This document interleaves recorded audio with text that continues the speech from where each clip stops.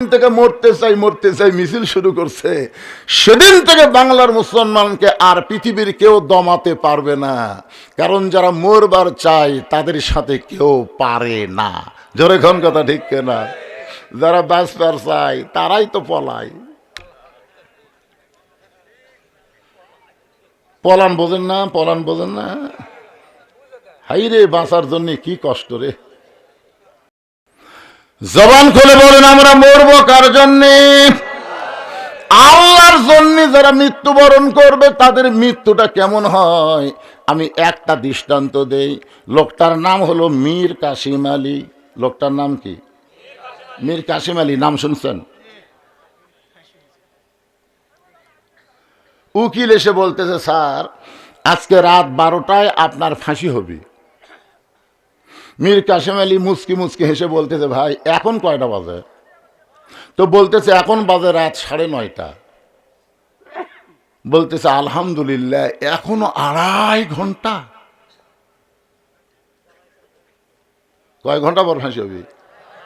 আর আল্লাহর শুকরিয়া আদায় করে বলতেছে, ভাই এখনো 2.5 ঘন্টা। উকিল, 2.5 ঘন্টা খামা গেছে, এতন থেকে লাভ কি? আমি 2 ঘন্টা ঘুম পারি। যদি চেতন না পাই তুমি আমার ঘুমোর থেকে ডাক দিও। উকিল মনে মনে কয়, ফাঁসির চিন্তায় লোকটা পাগল হয়ে গেছে। যারা 2.5 ঘন্টা পর ফাঁসি হবি উই বলে আবার 2 ঘন্টা ঘুম পাড়বি। চেতন না পালে বলে ডাক দেওয়া লাগবি। এ যা আল্লাহ আকবার যে করলেন, মুসলমান হয়ে যদি মরেন তাহলে বিপদ না রহমত? হ্যাঁ, তাহলে মরা বিপদ কেমনে হলো? তুর পর্বতে মুসা নবী দাঁড়িয়ে আছে। আল্লাহ বলে, মুসা তুমি মনে হয় কিছু বলবার চাও। মুসা বলতেছে, আল্লাহ আমি একটা মারাত্মক কথা বলবো, আপনার রাগ করা চলবে না। আল্লাহ বলে, মুসা কি এমন কথা বলবা? মুসা বলতেছে, আল্লাহ আমার যা আছে আপনার তা নাই। আল্লাহ বলে, মুসা তোমার এমন কি আছে যেটা আমি আল্লাহর নাই? মুসা বলতেছে, আল্লাহ আমার মৃত্যু আছে কিন্তু আপনার মৃত্যু নেই। আল্লাহ বলে, মুসা মৃত্যু তোমার কাছে কেমন মনে হয়? মুসা বলতেছে, আল্লাহ দুনিয়ার জীবনে যত নিয়ামত আপনি দান করেছেন তার মধ্যে উত্তম নিয়ামতের নাম হলো মৃত্যু। আপনি আমাকে দুনিয়াতে যা দিছেন তার মধ্যে উত্তম নিয়ামতের নাম হলো মৃত্যু। আল্লাহ বলে, মুসা মানুষ দুনিয়াতে গেলে মরবার চায় না, আর সেই মৃত্যু তোমার কাছে উত্তম মনে হওয়ার কারণ কি? মুসা বলতেছে, আল্লাহ কারণ হলো 3টা। জোরে বলেন কয়টা? 1 নম্বর কারণ হলো আপনি এত সুন্দর জান্নাত বানায় রাখছেন, সেই জান্নাতে যদি যাবার চাই মরা ছাড়া জান্নাতে যাওয়ার কোনো রাস্তা নেই। তাহলে এখন যদি না মরেন জান্নাত কেমনে যাবেন? আপনার কি জান্নাত চান না? চান তো কিভাবে যাবেন? লাইলাতুল মেরাজে আমাদের নবী বাইতুল মুকাদ্দাসের মধ্যে 2 রাকাত নামাজের ইমামতি করেছে। আপনারা জানেন? বিশ্বাস করেন? আবু জেহেল কিন্তু বিশ্বাস করেনি।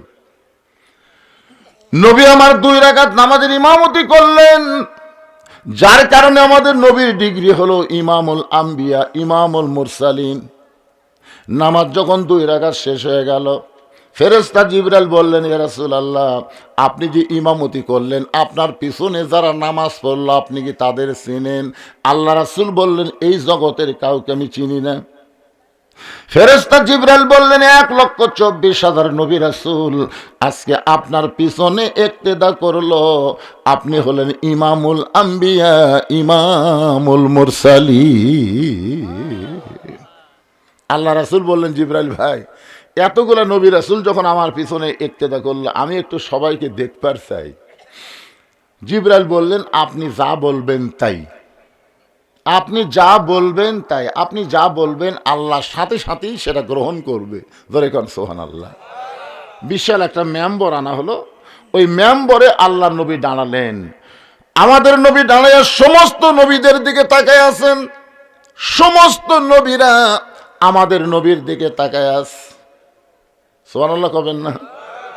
আমাদের নবী সমস্ত নবীর দিকে তাকায় আছে, যেরকম আমি আপনাদের সবার দিকে তাকায় আছি, আপনারা সবাই আমার দিকে তাকায় আছেন, আছে না নাই? হঠাৎ আল্লাহর নবী দেখতে পাইলেন সমস্ত নবীর চেহারা আলোকিত, কিন্তু একটা নবীর চেহারার মধ্যে কোনো আলো নাই।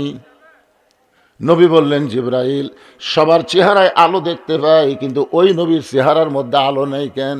জিবরাইল বলে, হুজুর, আপনি তাকে কাছে ডাইকা জানতে পারেন। আল্লাহ নবী তাকে কাছে ডেকে বললেন, আপনার নাম কি? বলে, আমার নাম হলো ঈসা আলাইহিস সালাম। নবী বললেন, সমস্ত নবীর চেহারার মধ্যে নূর দেখি, আলো দেখি, কিন্তু আপনার চেহারার মধ্যে আলো নাই। ঈসা বলতেছেন, সমস্ত নবীরা জান্নাত থেকে আপনার পিছনে এসে নামাজ পড়লো, আর আমি ঈসা জান্নাত থেকে আসতে পারি নাই।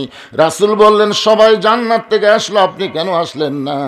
ঈসা নবী বলতেছে, এখন আমার মরণই হয় নাই, না মরলে জান্নাতে কেমনে যায়?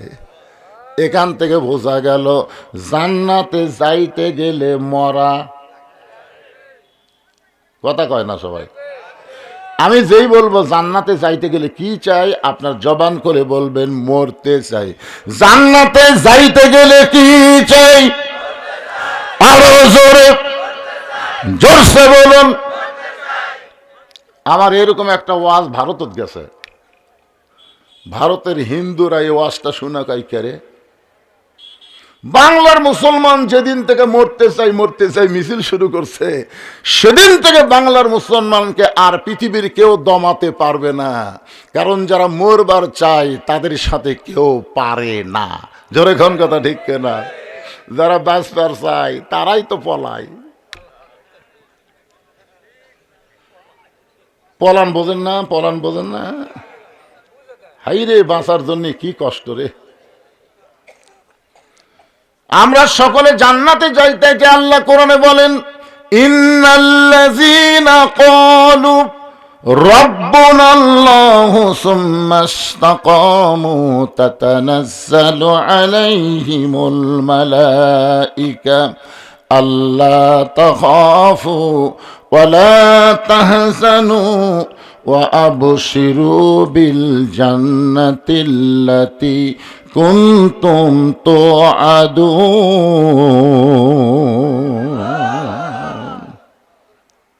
এই যে আল্লাহু আকবার বললেন, এই আয়াতের অর্থ জানেন?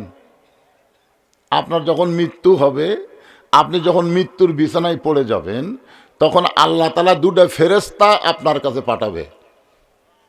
দুইটা ফেরেশতা এসে বলবে, আল্লাহ তাখাফু, তোমার কোনো চিন্তা নাই, ওয়ালা তাহজান, তোমার কোনো চিন্তা নাই, কোনো টেনশন নাই, তোমার কোনো ভয় নাই। রে আল্লাহর বান্দা, এই মৃত্যুর বিছানা থেকে তুমি কোথায় যাবা? বলে, আমি মরে গেলে আমি কবরে যাব। ফেরেশতা দুইটা বলবে, তোমার দেহ যাবে কবরে, কিন্তু তোমার কবর হবে না। তোমার রুহটা আল্লাহর হুকুম পালন করার কারণে ইল্লিন নামক জান্নাতের বাগানে জায়গা হবে। তখন মৃত্যু মুমূর্ষ ব্যক্তি বলবে, ভাই তোমরা কারা রে? আমাকে এত সুন্দর সংবাদ দিচ্ছে, মরার বিছানায় তোমরা কারা?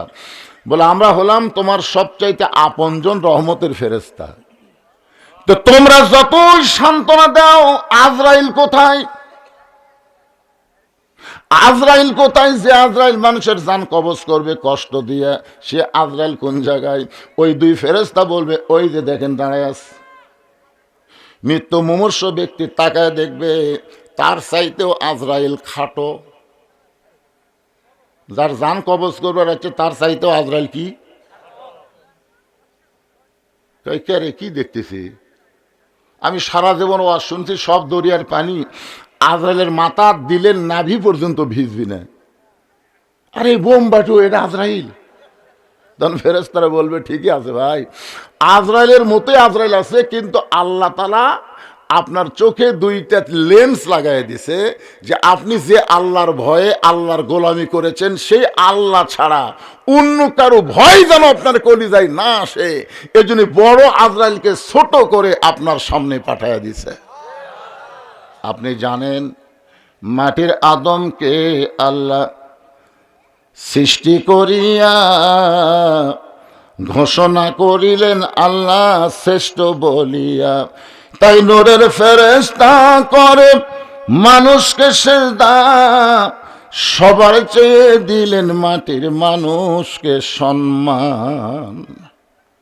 প্রত্যেকটা মুসলমান যারা হবে তাদের মৃত্যুটা এমন ভাবে হবে, রাসূল বলেছেন মায়ের স্তনের দুগ্ধ পান করতে করতে সন্তান যেমন ঘুমায়া যায়, তেমন ভাবে দুনিয়া থেকে তাকে ইল্লিন নামক জান্নাতের বাগানে নিয়ে যাওয়া হবে। সবাই সুবহানাল্লাহ অন্তর থেকে করছেন না? মানে এতদিন মরার যে ভয় হুজুরা দেখাচ্ছে, ওরে বাবা রে। একটু মনোযোগ দিয়ে শোনেন, আল্লাহ বলে মুসা মৃত্যুকে পছন্দ করার 2 নম্বর কারণ কি? 1 নম্বর কারণ হলো না মরলে জান্নাতে যাওয়া যাবে না। মৃত্যু পছন্দ করার 2 নম্বর কারণ কি? মুসা বলতেছে আল্লাহ মৃত্যুকে পছন্দ করার 2 নম্বর কারণ হলো আমার মৃত্যুটা কেবলমাত্র আপনার জন্য আমি অক্ষ করেছি। যত মানুষ এখানে আমরা বসে আছি, আমরা মরবো কার জন্যে? যাই বলতেছেন না, কার জন্য মরবে চাচ্ছেন? জবান খুলে বলেন আমরা মরবো কার জন্যে? আল্লাহর জন্য। যারা মৃত্যুবরণ করবে তাদের মৃত্যুটা কেমন হয় আমি একটা দৃষ্টান্ত দেই। লোকটার নাম হলো মীর কাসিম আলী। লোকটার নাম কি? মীর কাসিম আলী, নাম শুনছেন? উকিল এসে বলতেছে স্যার আজকে রাত 12টায় আপনার ফাঁসি হবে। মীর কাসিম আলী মুচকি মুচকি হেসে বলতেছে ভাই এখন কয়টা বাজে? তো বলতেছে এখন বাজে রাত 9:30। বলতেছে আলহামদুলিল্লাহ এখনো 2.5 ঘন্টা। কয় ঘন্টা পর ফাঁসি হবে? আর আল্লাহর শুকরিয়া আদায় করে বলতেছে ভাই এখনো 2.5 ঘন্টা। উকিল 2.5 ঘন্টা খামা গেছে, এতন থেকে লাভ কি? আমি 2 ঘন্টা ঘুম পারি। যদি চেতন না পাই তুমি আমার ঘুমোর থেকে ডাক দিও। উকিল মনে মনে কয় ফাঁসির চিন্তায় লোকটা পাগল হয়ে গেছে। যারা 2.5 ঘন্টা পর ফাঁসি হবি ওই বলে আবার 2 ঘন্টা ঘুম পাড়বি। চেতন না পালে বলে ডাক দেওয়া লাগবি। উকিল মনের রাগে ফাঁসির কন্ডম সেল থেকে বের হয়ে গেছে। এই ফাঁসির চিন্তা পাগলা হয়ে গেছে, পাগলার কাছে থাকা লাভ কি? কিন্তু যেই মাত্র 2 ঘন্টা পার হয়ে গেল, এমন সময় উকিল সাহেব চিন্তা করে লোকটার খবর কি একটা বার যায় দেখি। উকিলের নাম হলো তাজুল ইসলাম। তাজুল ইসলাম উকিল এবার ফাঁসির কন্ডম সেলে গিয়ে দেখতেছে মীর কাসিম আলী নাক দেখা ঘুম পাড়তেছে। ঘড়ির দিকে তাকায় দেখে মাত্র 8 ঘন্টা। জোরে খন কয় ঘন্টা? আর 8 ঘন্টা পরে লোকটার ফাঁসি হবে। আর সেই লোকটা নাক দেখে ঘুম পাড়তেছে। যেই মাত্র পাও লড়াইছে লোকটা চেতন পায়ে বলে ভাইজান আমার কি ফাঁসির সময় হয়েছে? বলে না স্যার এখনো 8 ঘন্টা দেরি আছে। কয় আলহামদুলিল্লাহ। আলহামদুলিল্লাহ মুসকে হাসি দিয়ে ওযু করে 2 রাকাত নামাজ পড়ে কোরআনের সূরা মুলক আর মুজাম্মিল তেলাওয়াত করে ফাঁসির কন্ডম সেলের মধ্যে সবচাইতে ভালো যে পাঞ্জাবিটা ছিল ওই পাঞ্জাবি পরার পরে চিরুনি মাথার চুল হাসরায় বলে উকিল রে দেখো তো আমাকে কেমন লাগতেছে।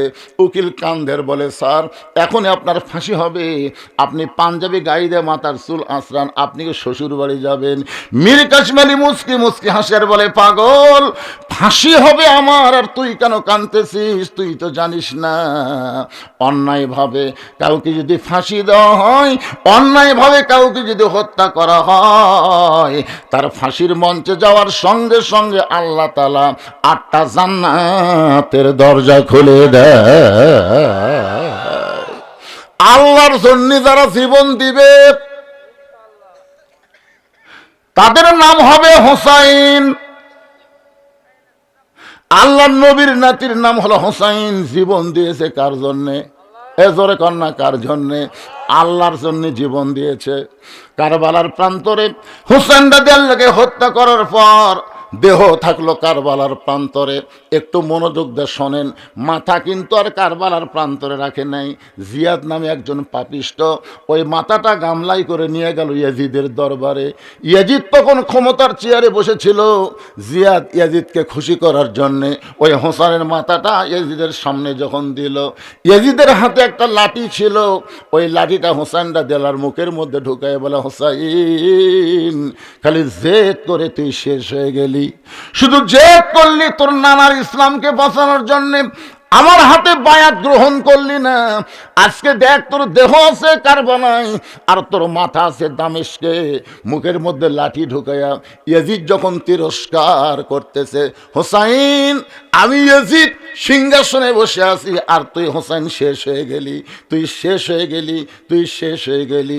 তিনবার যখন এই কথা বলেছে, ইয়াজিদের সামনে যত মুসলমান বসে আছিল সবাই মাথা নিচু করে আছে। সবাই কি আফসোস করতেছে, আফসোস করতেছে, কিন্তু কারণ মাথা তুললি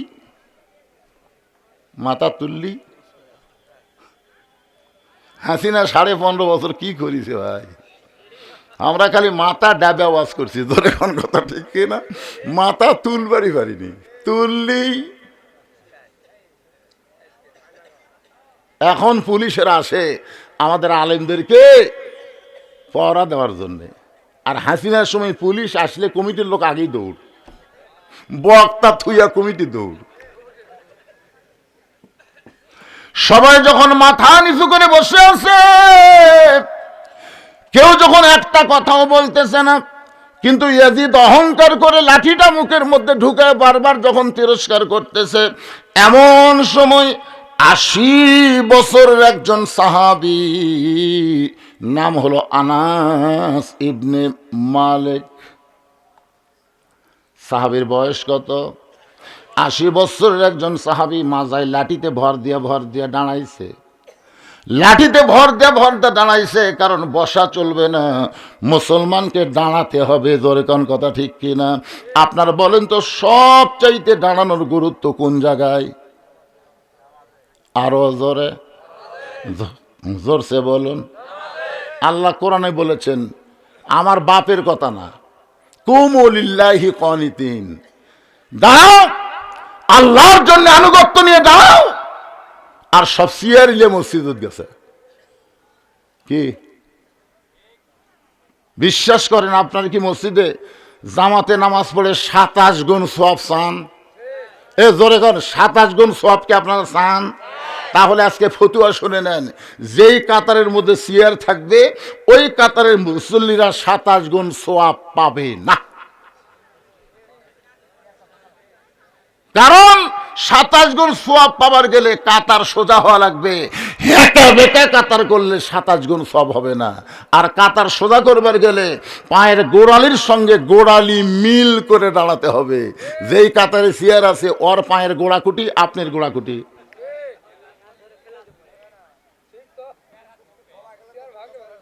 এই কথাটা 27 গুণ সওয়াব যদি আপনি চান, যদি না চান তো চেয়ার দিয়ে থাকেন, অসুবিধা কি? এই যে গন্ডগোলের কথা আপনার, এই যে ভয় খাচ্ছেন, সামান্য 2 জন লোক জুতা চুরি করে, আর এই 2 চোরের ভয়ে সব মুসল্লি জুতেলে মসজিদের মধ্যে ঢুকছে। আপনার কোন তো চোরের সংখ্যা বেশি না নামাজের সংখ্যা বেশি? 2 চোর বাড়ি বগুড়া বড় মসজিদের সাইডে যায় 2 চোর, বুকত হাত দা থাপাচ্ছে আর বলতেছে, আমাকের ভয়ে সব জুতা ভিতরে ঢুকছে। শালা মাত্র 2টা চোর সিনার থাবাচ্ছে। খালি একবার মসজিদের চেয়ার সব বার করে বারান্দা থোবার পারলে, সবাই যদি বলে আমরা 27 গুণ সওয়াব চাই, আমাদের কাতারে কোনো চেয়ার থাকবে না, একটা চেয়ারও মসজিদের মধ্যে ঢুকবি না। জোরে কোন কথা ঠিক কিনা? গন্ডগোল কিসের গন্ডগোল না? যদি আপনি 27 গুণ চান, আমি আপনাদের কি বলতেছি, নামাজ হবি না এ কথা কছি, সওয়াব যদি 27 গুণ চান, একটু মনোযোগ দিয়ে খেয়াল করবেন। 80 বছরের একজন সাহাবী আনাস ইবনে মালিক লাঠিতে ভর দিয়ে দাঁড়ায় গেছে। দাঁড়ায় বলতেছি, ইয়াজিদ, দেখেন বুড়া হলে কি হবে, মুখের ভাগ, ইয়াজিদ, যার মুখে লাঠি ঢুকে তুমি তিরস্কার করতেছ, সেই হোসাইনকে তুমি চিনো? যার মুখে লাঠি ঢুকায়া তুমি বলতেছো হোসেন শেষ হয়ে গেছে, শেষ হয়ে গেছে, এই হোসেনকে তুমি চিনো? সমস্ত মুসলমান যারা ইয়াজিদের দরবারে বসেছিল সবাই মাথা তুলিছে, সবাই মাথা তুলেছে, সবার চোখ দিয়ে দর দর করে পানি পড়তেছে, কিন্তু কেউ লোকমা দিবার পারে নাই, শুধু একজনই দিয়েছে।